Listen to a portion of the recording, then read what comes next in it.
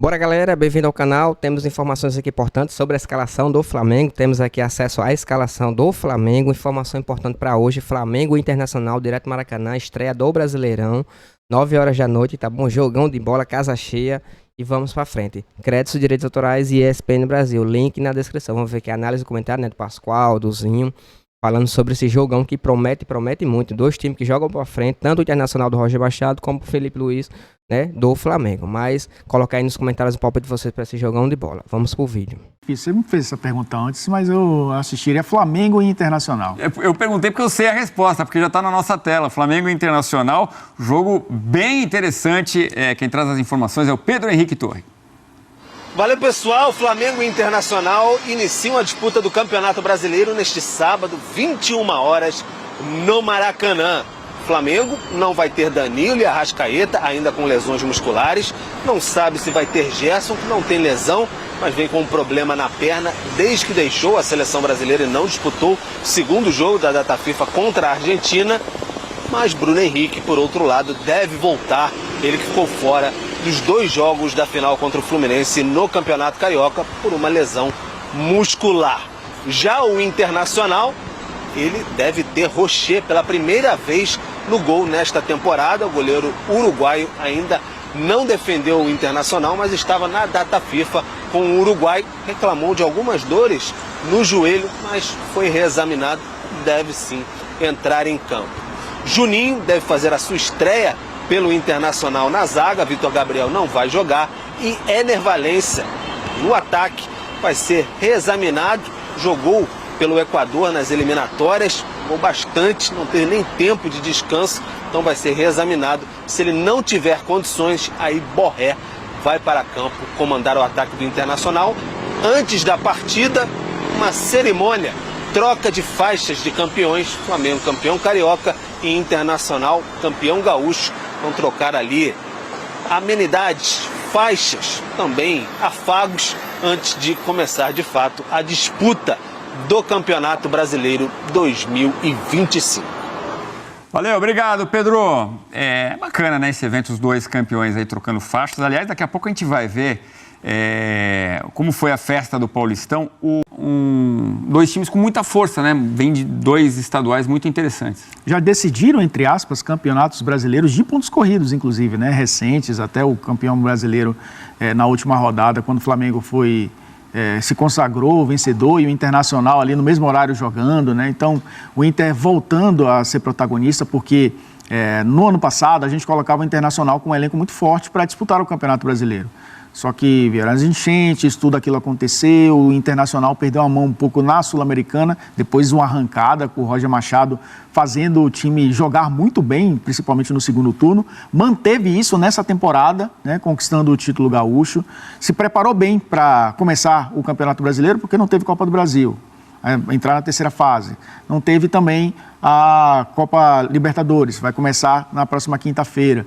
Então isso ajuda também, né, você ter um calendário apenas com o estadual. O Flamengo teve, é bem verdade, né, a Supercopa e apenas a Supercopa, mas é um campeonato onde você tem outros três grandes, né? Então o Flamengo teve desafios ali interessantes e acabou sendo campeão também.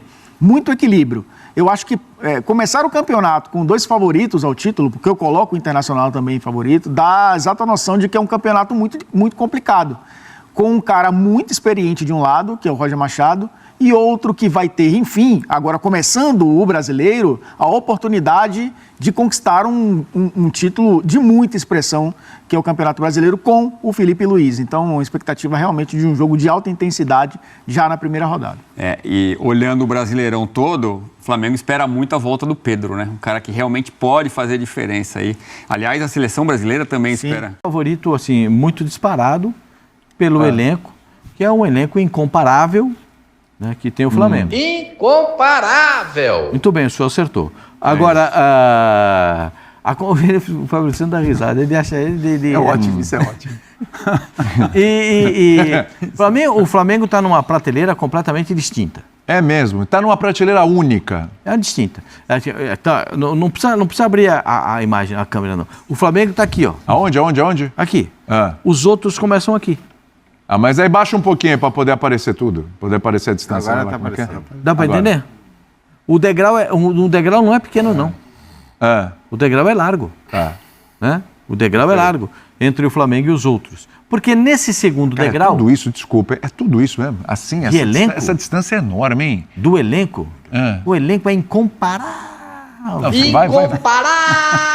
Não dá. O Flamengo joga melhor que os outros. O Flamengo joga melhor que os outros. O Flamengo tem um elenco melhor que os outros. Os jogadores do Flamengo têm muito interesse em jogar pelo Flamengo. O treinador do Flamengo é muito dedicado, muito aplicado a cumprir todos os seus objetivos e todas as suas metas. Eu não vejo, o Flamengo a estrutura do Flamengo proporciona isso. E eu não estou, vocês perceberam que eu não falei de torcida ainda. Né? Pois é. Eu não falei da torcida, porque eu acho que só isso. O Pedro já vai começar o Campeonato Brasileiro? Ainda não, né? O Cebolinha vai começar? Acho que ainda não. O Matias Vinha. E o Bruno Henrique? O Matias Vinha vai começar? O Bruno Henrique, esses caras, todos esses que eu falei, não seriam... também não deve Eu vou jogar. fazer uma pergunta para o senhor. Faz. Esses caras seriam titulares no seu time? No meu time é óbvio. No meu time, provavelmente o time B do Flamengo seria titular no meu time. Então, gente... Boa parte desse time B. Dá para perceber a distinção de uma coisa para outra? Separar uma coisa da outra? Isso é na minha visão. Os meus companheiros têm todo o direito de discordarem de mim. Isso aqui é debate. Eles podem discordar. Mas na minha visão... Mas estarão errados, é isso que eu quero dizer. Não, eu nunca levo. Eu sempre acho que... Eu gosto muito, às vezes, da discordância, que é para a gente poder argumentar. Eu já estou argumentando dos que não vão estrear. E mesmo eles não estreando, o time estreia e ainda tem jogadores no banco capazes de decidir jogo. São jogadores... O Abel passou 3 anos no Palmeiras pedindo um definidor de jogadas. Perfeito? Agora veio o Vitor Roque, tem 3 jogos só, gente. Eu acho um absurdo o pessoal já achar o Vitor Roque, Calma, tem 3 jogos. O Pedro é o centroavante talhado para jogar na seleção brasileira. O Brasil não tem um centroavante como o Pedro. Então, o futebol brasileiro, depende, apesar de eu concordar com o Zinho, que é difícil eu concordar com ele. Estou concordando com ele aqui só porque ele não está aqui para tirar uma com você. Aproveitar a chance para ver o netinho dele. Ele está aproveitando que ele não está no programa hoje. De que o Hulk tinha que estar na seleção. Entendi. Tem alguns jogadores que têm um pouco mais de casca, um pouco mais de passado, às vezes é bom ter. Mas eu estou falando isso porque eu vejo o Atlético numa segunda prateleira, junto com o Palmeiras, junto com o Internacional, que para mim são times que estão disputando ali uma segunda raia, né? Depois eu vejo o São Paulo, aí eu começo a enxergar outros clubes, o Corinthians, vejo nessa terceira faixa de atuação. Eu tenho uma perguntinha para fazer para você daqui a pouco. Botafogo ainda estou vendo na terceira faixa. Eu não sei. Porque o Botafogo não deu a largada na temporada ainda. Então, eu não sei do Botafogo. Porque eu não sei. Porque eu não sei do Botafogo, porque eu não sei. Eu não sei, não vejo o Botafogo. Então, o Botafogo apresentou o quê no Campeonato Carioca? Foi fazer a super decisão do campeão da Libertadores contra o campeão da Copa Sul-Americana. O Botafogo vai estrear o seu treinador agora. Tomou um baile. Tomou um baile do Racing. Agora, o treinador já deu jeito no time? Já chegou todo mundo que vai jogar? Está todo mundo pronto. O Botafogo está pronto? Eu não sei. Tem um mês que o Botafogo não joga, cara. Então, assim, é complicado. A gente não sabe. É uma incógnita o Botafogo. É o atual campeão brasileiro, até da Libertadores, mas é uma incógnita. Eu só queria dar um recado aqui antes de passar para os amigos. Você está vendo que tem um QR Code ali, na tardinha? É caça e os outros são caçadores, é isso? Ou você coloca na mesma prateleira aí que o Flamengo, o Palmeiras, de repente o Internacional? Não, eu concordo com a divisão de prateleiras do Pascoal. Acho que o Flamengo realmente tem um elenco que incomparável. Me ajuda muito, obrigado, Jean. Me ajuda. Eu acho que o Jean falar isso me valoriza, entendeu? Porque não sou eu só que estou falando, é o Jean. Incomparável. Obrigado. Muito obrigado, senhor. Né? Muito obrigado, senhor. Me ajudou. Gostei. Eu acho que, de fato, o elenco do Flamengo é superior. O favoritismo é indiscutível e acho que o favoritismo... Ele tem valor nos pontos corridos. Muito, porque para mim você vem como favorito para a Copa do Mundo, favorito para a Libertadores, o peso é pequeno esse favoritismo. Porque quando a gente fala num favorito de campeonato por pontos corridos, a gente olha justamente para o potencial do elenco, dos jogadores, para a capacidade que você vai ter até de repor uma outra peça se você perder jogadores, porque isso vai acontecer com todo mundo. Não vai ter um time no Campeonato Brasileiro que não vai perder jogadores durante os meses de competição. Então você precisa ter um banco forte. Acho que o Pascoal já citou os nomes que o Flamengo nem tem neste começo de campeonato. E mesmo assim, o time que o Flamengo vai escalar na primeira rodada é absurdo. Legal demais o Felipe Luiz admitir isso, ao contrário do que muitos técnicos fazem de jogar, não, mas veja bem, não sei quem contratou aqui, não sei quem... Não, ele falou, eu tenho o melhor elenco da América do Sul. E ponto. E ponto. Porque E também... se não jogar, a culpa é minha. Exato, porque ele sabe também do que ele tem em mãos e acho que para falar isso, ele sabe da capacidade que ele tem. Então é absolutamente normal o Flamengo começar o Campeonato Brasileiro como favorito, mas vale lembrar, o Flamengo nos últimos, 5, 6 anos, começa o Campeonato Brasileiro como favorito em todos os anos. Sim. Em todos os anos. E não adianta agora falar, não, mas o Botafogo era muito forte, não, mas o Palmeiras era muito forte, o Palmeiras era muito... Não. O Flamengo era sempre o mais forte. O Flamengo tinha sempre o melhor elenco no começo do campeonato. Desde 19, você está dizendo? Desde 19. O Flamengo sempre teve o melhor elenco. E não ganhou vários desses campeonatos brasileiros, né? Ganhou 2, é isso, né? Ganhou 2. Ele ganhou de 19 20. E depois ganhou de 20, que terminou em 21 por causa da pandemia. Que terminou em 21 pela pandemia. Isso, 22, 23 Palmeiras, 24 Botafogo. Isso.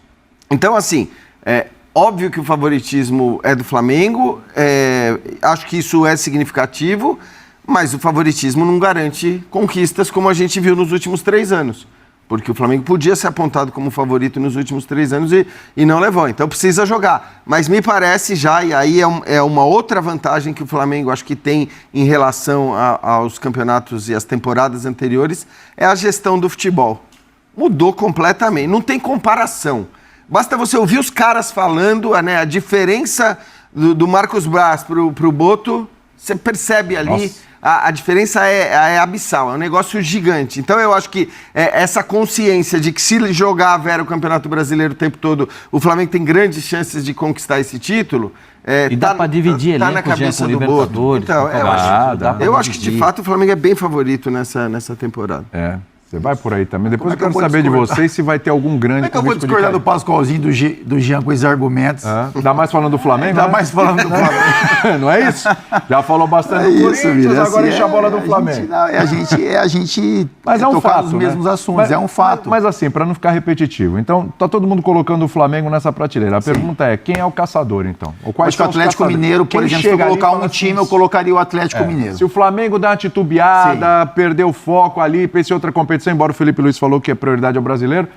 Quem tá ali, babando? Eu colocaria o Atlético Mineiro, porque é um time que tem um elenco qualificado também. É um time que precisa também de conquistas, né? Porque a gente sabe o investimento que foi feito e tem menos competições ali para se preocupar, talvez, sabe? O Flamengo vai ter que se dividir em algum momento, o Atlético vai ter um respiro em algum momento. Eu acho que o Atlético é favoritaço na Sul-Americana. Então. Para mim, o Atlético faz cartela cheia na primeira fase da Sul-Americana, ele faz cartela cheia. Mas aí... O Inter é um time também que a gente sempre coloca como postulante, mas enfim, acaba... Eu coloquei em terceiro na minha cotação. O Inter em terceiro. Coloquei em terceiro. O ano passado, por exemplo, o Inter a gente colocava como um time que ia brigar até o final. E aí vem a tragédia, enfim, muda todo um cenário. E eu acho que toda essa energia positiva, né, da montagem de elenco, do trabalho do Roger, pode ter um reflexo também nesse Campeonato Brasileiro. Porque o time é forte também. E aí, para mim, o que chama mais atenção dos jogos é esse jogo Flamengo e Internacional. Porque o Palmeiras vem de uma perca de um título, o Botafogo a gente não sabe o que vai apresentar. Então, eu acho que é o jogo que mais chama atenção. Flamengo e Internacional, porque a gente olha o Flamengo como favorito, a gente imagina como o Inter vai se portar, mesmo sendo o primeiro jogo, mas em um confronto desse tamanho, no Maracanã, contra esse Flamengo, né, poderoso Flamengo do Felipe Luiz e de um elenco forte. Mas eu olho para esse cenário, assim. É lógico que a gente tem que respeitar outros times, né? Palmeiras, como o Pascoalzinho falou, São Paulo, o próprio Corinthians, né, que podem dificultar para esses postulantes aí a primeira colocação. O Bahia, mas se for colocar os três, eu coloco Atlético, Flamengo, Atlético e Internacional. O Atlético tem uma vantagem muito grande, porque o Pascoalzinho até fala, favoritaço na Sul-Americana, eu não sei como ele vai encarar a cartela cheia na Sul-Americana, mas certamente o normal seria, até porque dá muito bem para com o time reserva fazer a tal cartela cheia, essa é uma vantagem gigante. Você poder, toda a fase de grupos da Sul-Americana, você poder colocar só reserva e ter o foco absoluto no Campeonato Brasileiro, que obviamente o Flamengo, o Inter, o Palmeiras não vão poder ter. Acho que isso faz muita diferença e isso talvez transforme o Atlético no principal caçador ali. Agora, a gente sabe que isso é muito difícil prever. Quando você tem, e eu concordo muito com as prateleiras do Pascoal, quando você tem esses times, às vezes é um detalhe ou outro que faz a coisa andar ou não andar. Então, eu acho que, cara, eu estava olhando essa lista de jogos, que campeonato espetacular que é esse Campeonato Brasileiro. Porque olha a quantidade de time bom. A gente está falando aqui de, beleza, os postulantes a título, Flamengo, Inter, Palmeiras, Atlético... Você quer forçar um pouco Botafogo, mas Corinthians, você tem Bahia, São Paulo, mas aí você tem Bahia, Fortaleza. Assim, você não para. O próprio Cruzeiro, que tudo bem, não está... Se der liga esse mas time, se der liga, olha os jogadores que o time contratou e tudo mais. Então, só que eu falei 10 e certamente está faltando time aí. É muito legal, é um campeonato sensacional, né? Pena que a própria CBF não dá para o campeonato o respeito que o campeonato deveria ser dado, né? Não o trata como a importância, como a prioridade que deveria ser a prioridade tratar da CBF. como um produto, como diriam os outros, prime, né? Exato. O Cruzeiro ainda contrata um treinador que, no meu entendimento, tem o perfil do Cruzeiro. Sim. O Cruzeiro enxerga no treinador o perfil certo para botar para esse tipo de elenco. Sim. Aí eu acho que é uma vantagem que tem o Cruzeiro. Eu vou colocar mais dois aqui. Vocês acharam que tem mais, vocês falam aí. O Grêmio é um ponto de interrogação. O Grêmio precisa contratar rápido um zagueiro, um lateral direito, um volante e mais um atacante de beirada. Espero que tenham gostado do vídeo. Tem bastante informação aqui importante. E uma das é a provável escalação. Só deixando bem claro aqui, uma ressalvazinha bem rápida. É que sempre, né, como de costume, o Felipe Luiz só dá a escalação 1 hora antes do jogo, até para poder pegar o adversário de surpresa, né? Graças a Deus não tem mais aquele problema de vazamento de escalação. Depois que o José Bodo profissionalizou o CT ali, né, bloqueou, né, o pessoal que tem acesso e tudo mais, revisou só para os jogadores, só quem tem acesso aos jogadores. Nem o próprio equipe da Flamengo TV tem acesso durante o treinamento tático, só o treinamento normal, né, físico, tudo mais. E isso tá fazendo toda a diferença, tá bom?